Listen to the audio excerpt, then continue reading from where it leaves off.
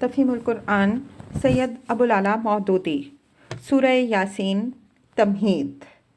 بسم اللہ الرحمن الرحیم نام آغاز ہی کے 2 حرفوں کو اس سورہ کا نام قرار دیا گیا ہے۔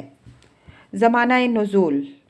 انداز بیان پر غور کرنے سے محسوس ہوتا ہے کہ اس سورہ کا زمانہ نزول یا تو مکہ کے دور متوسط کا آخری زمانہ ہے یا پھر یہ زمانہ قیام مکہ کے آخری دور کی صورتوں میں سے ہے۔ موضوع و مضمون کلام کا مدعا کفار قریش کو نبوت محمدی صلی اللہ علیہ وسلم پر ایمان نہ لانے اور ظلم و استہزاء سے اس کا مقابلہ کرنے کے انجام سے ڈرانا ہے۔ اس میں انذار کا پہلو غالب اور نمایاں ہے، مگر بار بار انذار کے ساتھ استدلال سے تفہیم بھی کی گئی ہے۔ استدلال 3 امور پر کیا گیا ہے: توحید پر آثار کائنات اور عقل عام سے، آخرت پر آثار کائنات، عقل عام اور خود انسان کے اپنے وجود سے، اور رسالت محمدی صلی اللہ علیہ وسلم کی صداقت پر اس بات سے کہ آپ صلی اللہ علیہ وسلم کی تبلیغ رسالت میں یہ ساری مشقت محض بے غرضانہ برداشت کر رہے ہیں،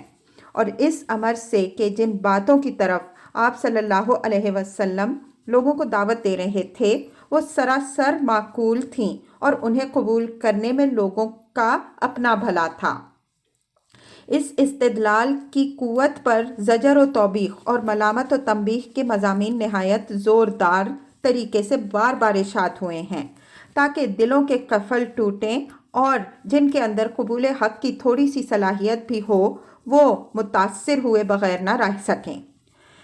امام احمد، ابو داؤد، نسائی، ابن ماجہ اور طبرانی وغیرہ نے معقل بن یسار رضی اللہ عنہ سے روایت کیا ہے کہ نبی صلی اللہ علیہ وسلم نے فرمایا: یاسین قلب القرآن، یعنی یہ سورہ قرآن کا دل ہے۔ یہ اسی طرح کی تشبیہ ہے جس طرح سورہ فاتحہ کو ام القرآن فرمایا گیا ہے۔ فاتحہ کو ام القرآن قرار دینے کی وجہ یہ ہے کہ اس میں قرآن مجید کی پوری تعلیم کا خلاصہ آ گیا، اور یاسین کو قرآن کا دھڑکتا ہوا دل اس لیے فرمایا گیا کہ وہ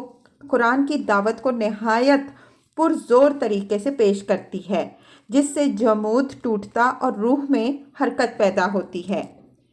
انہی حضرت معقل بن یسار رضی اللہ عنہ سے امام احمد، ابو داؤد اور ابن ماجہ نے یہ روایت بھی نقل کی ہے کہ حضور صلی اللہ علیہ وسلم نے فرمایا: اقرؤوا سورۃ یاسین علی موتاکم، اپنے مرنے والوں پر سورہ یاسین پڑھا کرو۔ اس کی مصلحت یہ ہے کہ مرتے وقت مسلمان کے ذہن میں نہ صرف یہ کہ تمام اسلامی عقائد تازہ ہو جائیں بلکہ خصوصیت کے ساتھ اس کے سامنے عالم آخرت کا پورا نقشہ بھی آ جائے، اور وہ جان لے کہ حیات دنیا کی منزل سے گزر کر اب آگے کن منزلوں سے اس کو سابقہ پیش آنے والا ہے۔